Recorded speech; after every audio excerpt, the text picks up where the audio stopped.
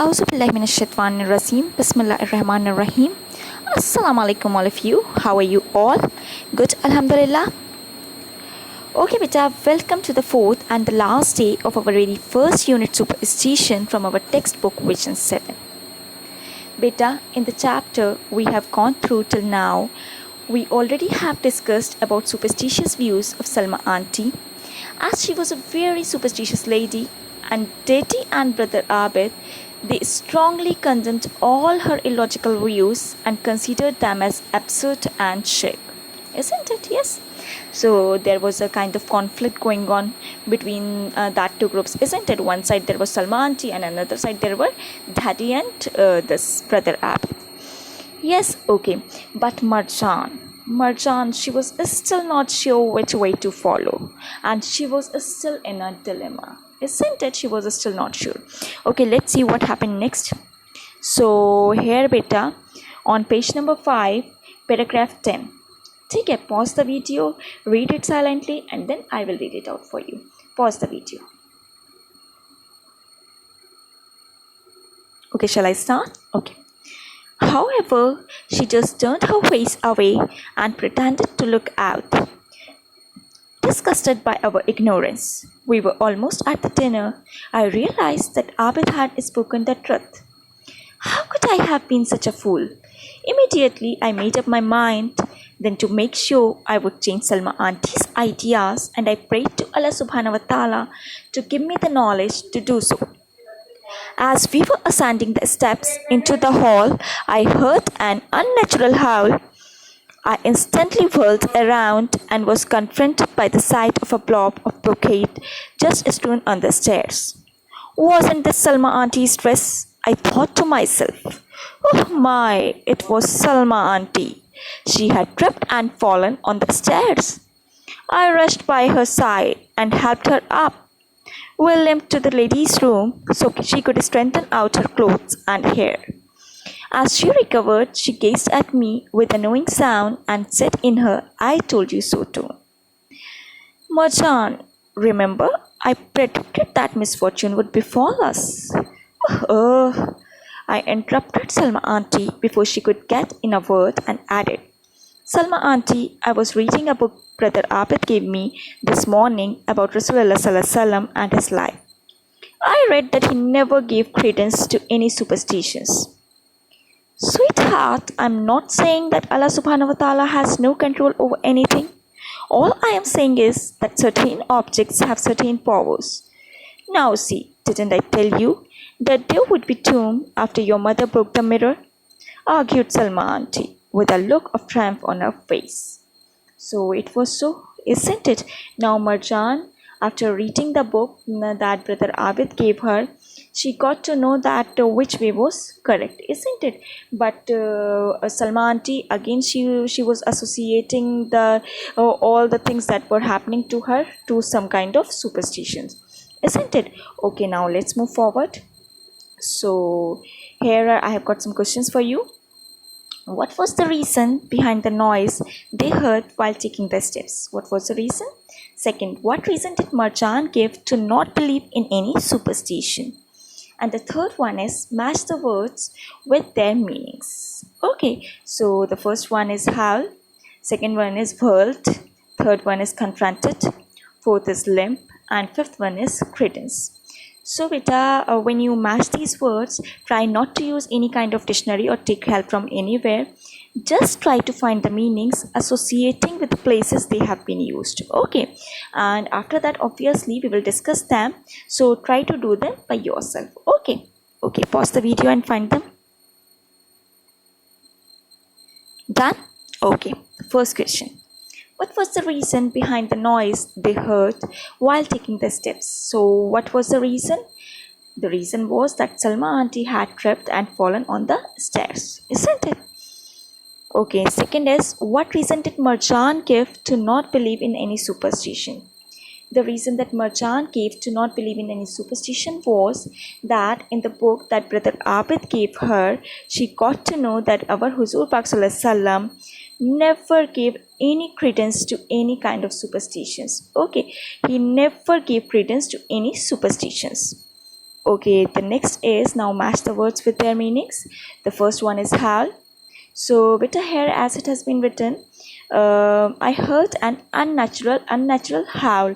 So obviously, howl must be related to some kind of noise or some kind of sound, isn't it? So that's it, to make a long, doleful crying sound. Okay. Next is whirled. As it is written here, I instantly whirled around. So it means what? I turned around, to turn around. The third one is confronted. So as here also she has written, was confronted by the sight of a blob of brocade. So that's what, to come face to face with. Okay, to face that. The next is limp. Proceed with difficulty because of damaged foot. Isn't it? We often say na ki the beggar was limping. Isn't it? Means he was walking with difficulty. As here also she has written, as here also it has been written, we limped to the ladies' room. Isn't it? So means what? We walked with difficulty to the ladies' room. Okay, because Salmanti, she had fallen, and obviously because of that. Yes. Next is credence. Accepting as true. As here it has been written, I read that he never gave credence to any superstitions. Means he did not accept it as true. Okay. Okay, beta. Now let's move forward. Now I have the last para, page number 6. 11th para, the last para of our unit. Okay, so read it, pause the video, read it silently, and then I will read it out for you. Pause the video. Okay, shall I start? You did, but these things are only happening because you are looking for them to happen. You are so petrified that something bad will happen that you are making a mountain of a molehill. I rejoined. Marjan is correct. Our Prophet ﷺ never encouraged such belief, and he strictly disallowed any of the Sahaba to promote such ideas. Interjected Abid. Salma auntie, how about if you and I both read the book together? This way we can both try and follow Sunnah and be better Muslims, suggested Marjan. I am not sure, but I guess it couldn't hurt, gave in Salma auntie. I prayed to Allah subhanahu wa ta'ala to show us the right path. We had taken the first step, and inshallah we would soon follow only that straight path. And now the writer, as she was already convinced, and now she made up her mind even to clear Salma auntie about all these, isn't it? So now I have got some questions for you. What did Abid tell Salma auntie about the views of our beloved Prophet Muhammad ﷺ in context to superstition? And the second question is, what was Marjan's suggestion to Salma auntie? So again, pause the video, find the answers to these questions, and then I'll discuss mine with you. Pause the video. Okay then. First question is, what did Abid tell Salma auntie about the views of our beloved Prophet Muhammad ﷺ in context to superstition? So Abid, what did he tell? He told that our Prophet ﷺ never encouraged such belief, and he strictly disallowed any of the Sahaba to promote such ideas, isn't it? Okay, second is, what was Marjan's suggestion to Salma auntie? Marjan suggested Salma auntie to read the book about Huzur Pak Sallam's life together with her, so they both could try and follow Sunnah and be better Muslims. Okay, now here I have got one more exercise for you. Now, based on the whole of the story, okay, this you don't have to do just now, but you have to do, okay, as homework.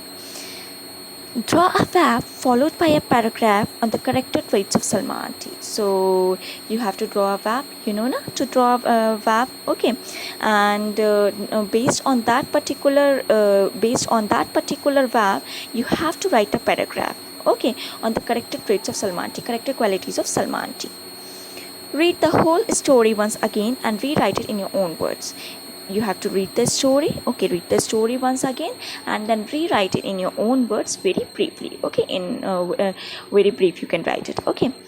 Then next is complete the table given below. So one side incidents are given and another side superstitious belief related. Okay, so what you have to do is you have to fill this table, you have to complete this table. Okay, so with this we come to an end. Okay, and beta, as we come to an end, make sure and promise yourself to keep your iman strong and do not believe in any such superpowers or magical powers of or anything except Allah subhanahu wa ta'ala. We should have full faith in Allah subhanahu wa ta'ala, and we should know that only and only Allah subhanahu wa ta'ala has all the powers. No power other than Allah can control anything. Okay, Allah has the control over each and everything. So okay, with this we come to an end. Jazakallah. Let's meet in the next class inshallah. Till then, take care, stay safe. Allah.